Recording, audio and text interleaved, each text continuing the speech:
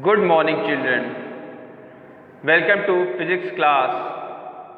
This is video number 1 of chapter 3, Force and Pressure. In this chapter, we will study turning effect of a force, define moment of a force and its unit, solve simple numerical problems based on moment of force, define pressure and its unit, solve simple numerical problems based on formula for pressure, describe pressure exerted by a liquid, demonstrate that liquid exert pressure, and the last one is describe pressure exerted by a gas and atmospheric pressure. So now, children, we will start chapter 3, Force and Pressure.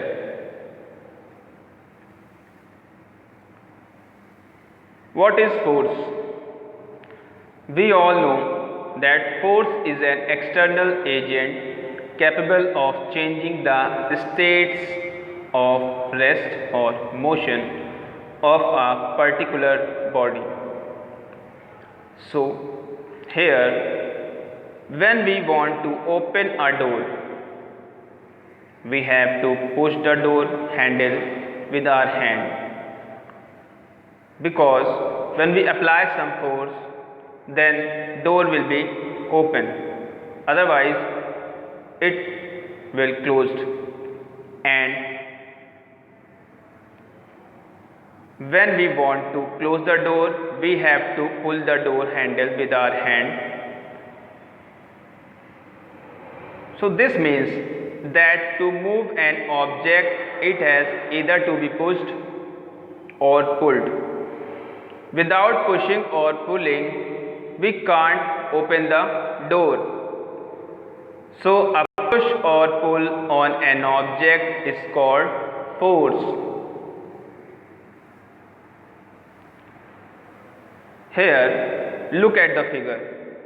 In this figure, a wooden box is standing on the earth and two boys, one is pulling the box and second one is pushing the box, so that the box will go forward. So force is an agent by which we can change the position of any object by applying force. So the direction in which the object is pushed or pulled is called the direction of force. We open or close a door by applying force. When we push the door to open it, then we apply a force on the door in a direction away from us. And when we pull the door to close it, then we exert a force on the door in direction towards us. So, the force is an external agent capable of changing the states of rest or motion by a particular body. When we apply force, then the position of the object will be changed. So while pulling or pushing an object, we have to apply some force. Before we go further, we should know the meaning of the term interaction as used in physics. Interaction means reciprocal action. Interaction involves two objects. In interaction, each object acts in such a way as to have an effect on the other object. So, in most simple words, interaction means to act on each other.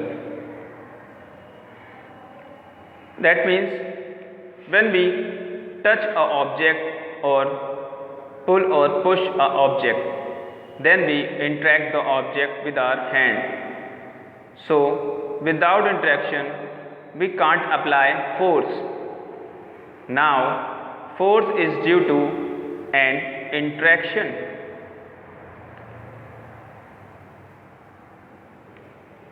An interaction of one object with other object result in a force between the two objects.